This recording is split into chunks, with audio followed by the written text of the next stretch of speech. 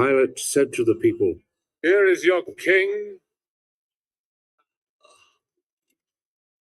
Kill him.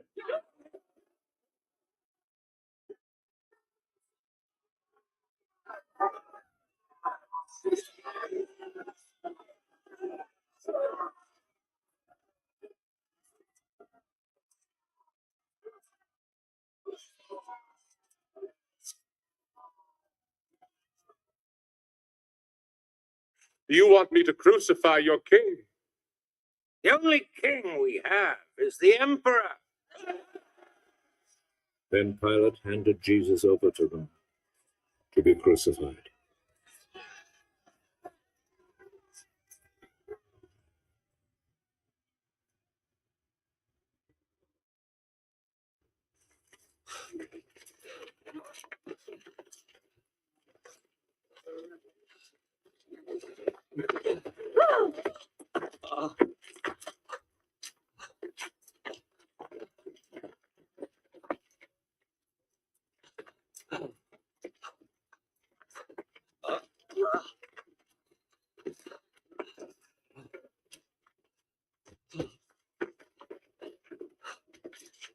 So they took charge of Jesus.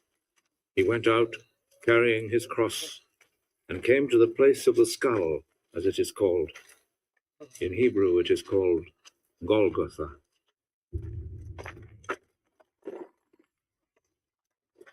There they crucified him, and they also crucified two other men, one on each side, with Jesus between them.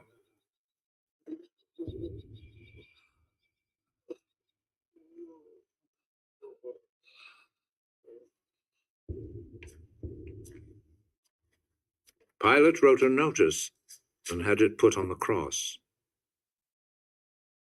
Jesus of Nazareth, the King of the Jews, is what he wrote.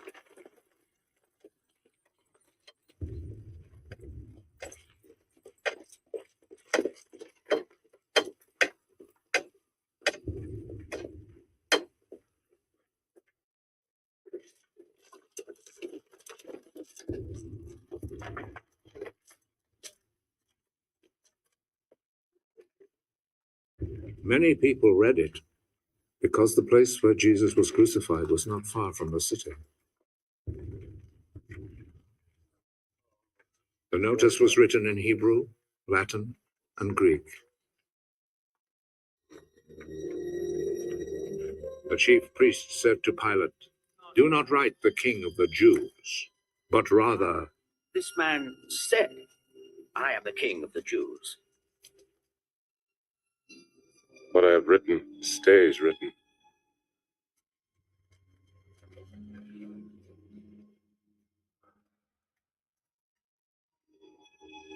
After the soldiers had crucified Jesus, they took his clothes and divided them into 4 parts, 1 part for each soldier.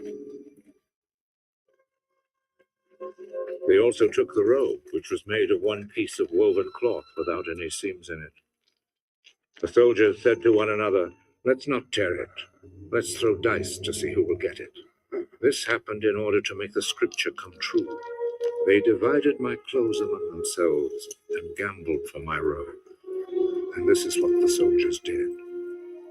Standing close to Jesus' cross were his mother's sister, Mary, the wife of Clopas, and Mary Magdalene. Jesus saw his mother and the disciple he loved standing there. "He is your son." Then he said to the disciple, She is your mother.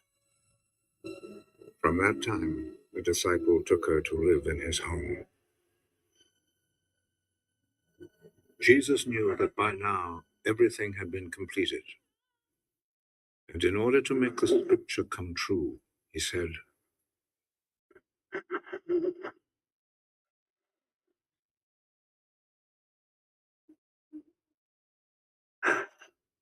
I am thirsty.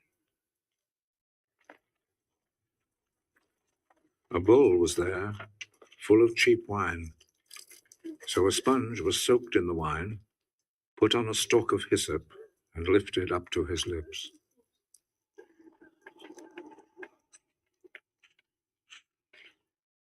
Jesus drank the wine.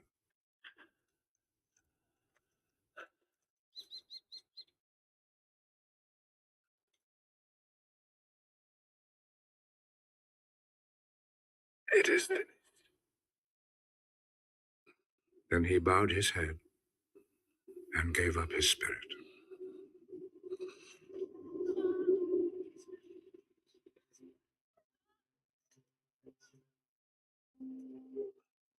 Then the Jewish authorities asked Pilate to allow them to break the legs of the men who had been crucified and to take the bodies down from the crosses. They requested this because it was Friday, and they did not want the bodies to stay on the crosses on the Sabbath, since the coming Sabbath was especially holy. So the soldiers went and broke the legs of the first man, and then of the other man who had been crucified with Jesus. But when they came to Jesus, they saw that he was already dead, so they did not break his legs. One of the soldiers, however, plunged his spear into Jesus' side.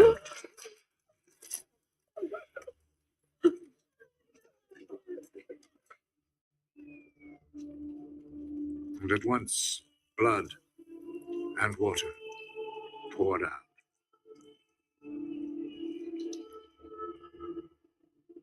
The one who saw this happen has spoken of it, so that you may also believe. What he said is true, and he knows